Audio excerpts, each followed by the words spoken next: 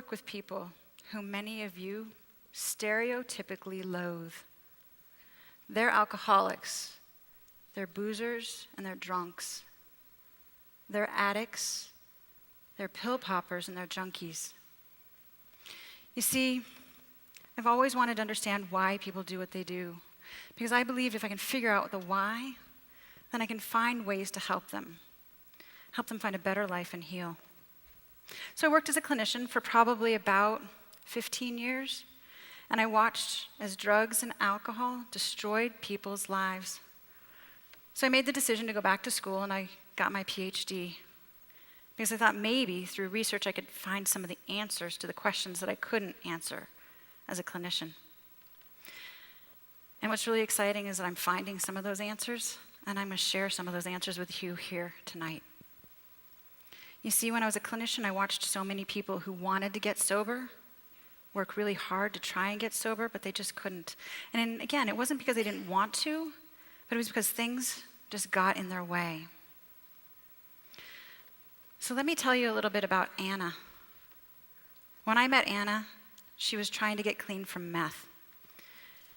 She'd probably been in treatment maybe 5 or 6 times, and she'd burned all of her bridges. But she told me she wanted to get clean, and so we found her a program where she could go.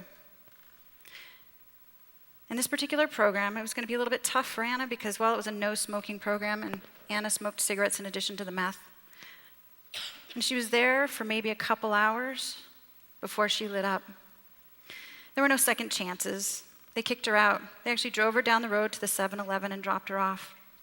She had no money and no phone. And really her only opportunity right at that moment, her only choice, was to hitchhike back to the meth house. And that's what she did. I heard from Anna a couple weeks later, and she wanted to try again. But this time, in order for her to get into treatment, she was going to have to go through a detox program. She went to 3 detox programs before she actually found one that would take her. The first one she went to, it was a medical detox. And well, if you're not going to die, they don't want to admit you to the program. If there's no risk, why bother? And when you come off meth, it really hurts. But you don't die. The second program she went to was cash only. She had no money. You can't pay, you can't stay. But she found this third program, and they finally admitted her. 10 hours after she was admitted to the program, my cell phone rang. It was 4 o'clock in the morning. The nurse on the other line told me that she was done. She'd completed her detox treatment, and now they wanted me to come and get her. It's 4 o'clock in the morning. But you see, if I didn't come and get her, they also said they were going to make her just leave. And I knew where she was going to end up. So I went and I got her. And this is where things actually got really hard, because now she's on a wait list for treatment. And we didn't know if it was going to take a day, a week, or a month for her to get in. And she had no idea what to do next. Anna's not alone. In America today, there's 23 million people struggling with addiction. And of those, 10% are able to get treatment. And of the people who get treatment, 40 to 60% of them relapse within the first year. So after a year, only about half of the people are still sober. And the question remains, even if they've gotten treatment, what do they do when they get home? What's next? And what about that 90% of people who don't get treatment at all? What are they supposed to do? You see, chances are their cell phones are filled with phone numbers of people who they drank and they used with. They can't go back to the bars and the parties. And they really just don't know what to do because they've burned all their bridges. So think about it for a moment. If you're one of these people, what would you do? Can you even imagine what tomorrow might be like? Well, about 10 years ago, I was climbing at a rock gym in Boston, Massachusetts, and I met this guy named Scott Strode. And we became friends and climbing partners. Scott. And He told me he was in recovery, but I didn't really think anything of it, because the truth is we were climbing and we were having so much fun. And there was this one New Year's Eve weekend where we got a whole group of people together and we went ice climbing. And again, knock it out of the park. We had so much fun. A few weeks after that holiday weekend, Scott told me that it was the first time that a holiday had come and gone and he hadn't thought about drinking. And he shared with me this idea he had for doing things different. He wanted to take what he had learned from his personal experience in recovery and give it to other people. And me, I thought it was a no-brainer. You see, Scott got sober after years of binge drinking and a lot of cocaine. And lucky for him, he wandered into a boxing gym, and then mountaineering, and then triathlon. And with every mountain he climbed, and with every finish line he crossed, his recovery grew stronger. But what he struggled with was the stigma and the shame. And telling people he was in recovery was really hard, and he often felt alone.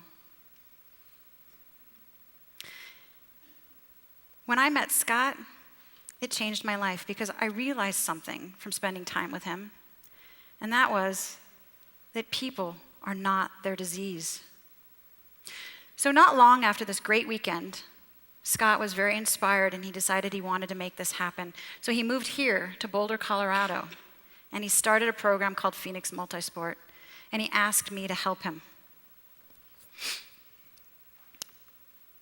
So we created this program where addicts were no longer defined by their addiction. Instead, shoulder to shoulder, they climbed mountains and they inspired others.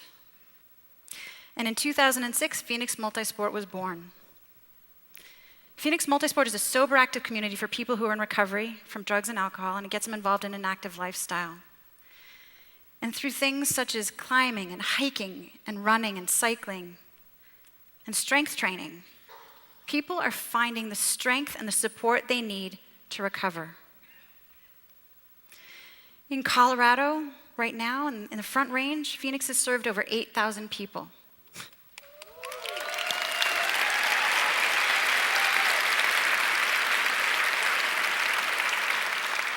And in case anybody's wondering, we have goals of taking over the world.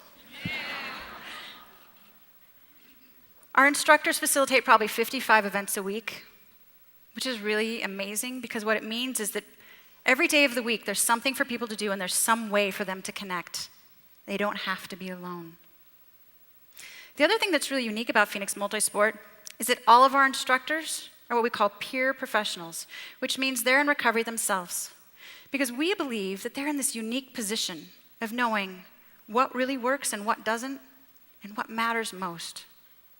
And they can also connect people into a broader sober community that as a clinician, I just could never do. It's pretty amazing. The other thing, people ask me all the time, if we're just replacing one addiction for another, the alcohol and the drugs, we're replacing that with running and climbing. The answer is no. The sport brings people together, but it's the experiences people have, it's the fun and the people that keep them coming back and help them heal. A lot of our members wear t-shirts that say Phoenix Multisport, or it says sober across the chest. You see, it's really hard to be tied to stigma and shame when so many people around you are proud of who they are and they're open about their recovery. And you remember in the beginning I told you about that 23 million people who were struggling with addiction, and half of the people who went to treatment actually were able to stay sober? At Phoenix, 3/4 of the people who come to our programming stay sober.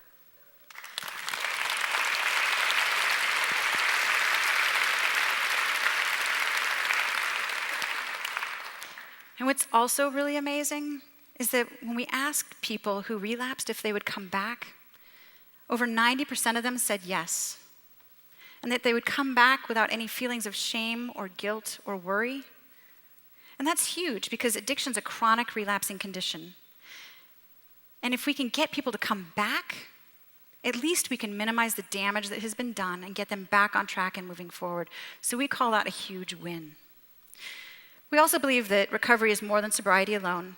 And our participants tell us that by participating in Phoenix, They actually are seeing benefits to their physical health, their mental health, and their quality of life.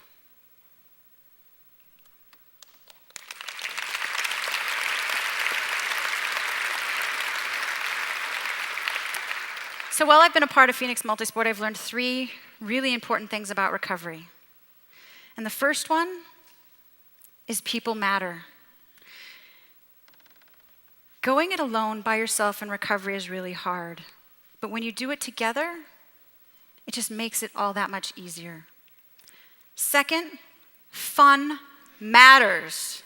Because if you're not having fun today and you don't see joy, you have no hope for tomorrow. And that brings me to my third point. Tomorrow matters. If we can imagine a better tomorrow and we have hope for our future and we see a bright tomorrow, it makes dealing with the crap we have to deal with today a lot easier.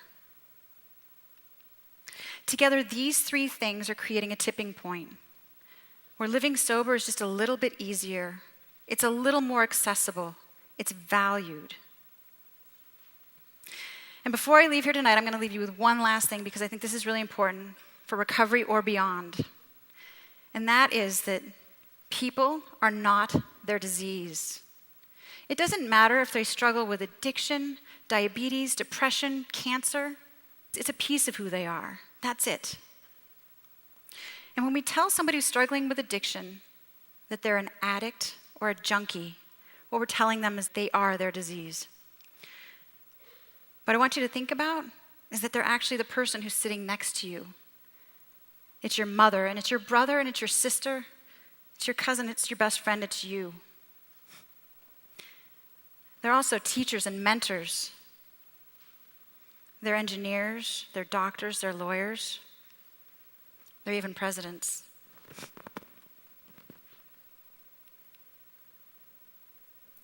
So you remember Anna?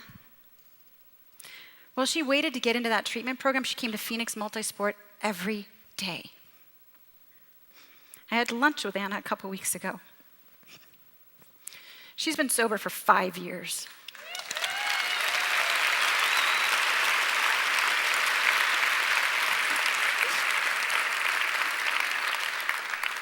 Anna was and always will be more than her disease. And the people that I work with at Phoenix Multisport, you might not agree, but I gotta tell you, they're not just alcoholics and drunks and boozers, addicts and dope fiends. There's so much more. Thank you.